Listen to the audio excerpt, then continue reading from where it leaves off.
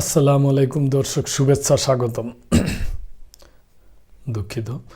প্রধান উপদেষ্টা ডক্টর ইউনূসকে নিয়ে একটি সংবাদ। 4 দিনের সফরে সুইজারল্যান্ড যাচ্ছেন ডক্টর ইউনূস। ওয়ার্ল্ড ইকোনমিক ফোরামের WEF বার্ষিক সম্মেলনে যোগ দিতে 4 দিনের সফরে সুইজারল্যান্ড যাচ্ছেন প্রধান উপদেষ্টা অধ্যাপক ডক্টর মোহাম্মদ ইউনূস। রবিবার সন্ধ্যায় ফরেন সার্ভিস একাডেমিতে এক ব্রিফিংয়ে এ তথ্য জানান প্রধান উপদেষ্টার উপপ্রেস সচিব আবুল কালাম আজাদ মজুমদার। তিনি জানান, আগামীকাল সোমবার রাতে 4 দিনের সফরে সুইজারল্যান্ডের উদ্দেশ্যে যাত্রা করবেন প্রধান উপদেষ্টা। সফর দাভোসে ওয়ার্ল্ড ইকোনমিক ফোরামের বার্ষিক সম্মেলনে যোগ দিবেন তিনি। আগামী 20-24 জানুয়ারি সুইজারল্যান্ডের দাভোসে ওয়ার্ল্ড ইকোনমিক ফোরামের বার্ষিক সম্মেলন অনুষ্ঠিত হবে।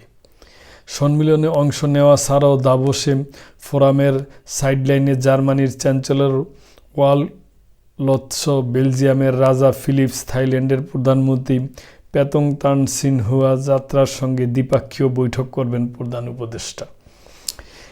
Amnesty International secretary general Agnes Callamard ছাড়াও কয়েকটি সংস্থা প্রধান, বিভিন্ন কোম্পানির প্রধান, নির্বাহী এবং চেয়ারম্যান ও উদ্যোক্তারা প্রধান উপদেষ্টার সঙ্গে সাক্ষাৎ করবেন।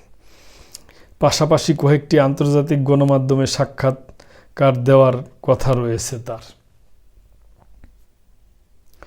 সব আনুষ্ঠানিকতা শেষে আগামী 24 জানুয়ারি দাভোস থেকে ঢাকার উদ্দেশ্যে রওনা হওয়ার কথা রয়েছে ডক্টর ইউনূসের।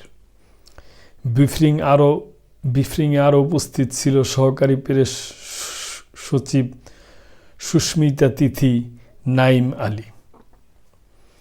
তো দর্শক, এটা একটা সংবাদ আপনাদের সাথে শেয়ার করলাম যে প্রধান উপদেষ্টা সুইজারল্যান্ড যাবে ওয়ার্ল্ড ইকোনমিক ফোরামে অংশগ্রহণের জন্য। সেখানে তার সাথে বিভিন্ন দেশের প্রধান এবং বিভিন্ন সংস্থার প্রধানের সাথে তার আলাপ আলোচনা হবে এবং তিনি কয়েকটা সাক্ষাৎও দিবেন হয়তো বিভিন্ন টিভি চ্যানেলের সাথে। তো এই সমস্ত ব্যাপার নিয়ে এই সংবাদটা আমি ভাবলাম যে আপনাদের সাথে শেয়ার করি। তো দর্শক, আজকে এই পর্যন্তই। সাবস্ক্রাইব, লাইক, কমেন্ট, শেয়ার করে চ্যানেলটির পাশে থাকবেন। আসসালামু আলাইকুম।